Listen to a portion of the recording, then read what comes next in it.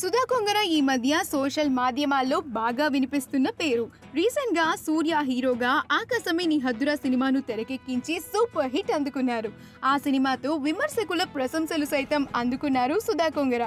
అయితే movie release కి కొన్ని డేస్ ముందు సుధా కొంగర కూతురి పెళ్లి జరిగింది.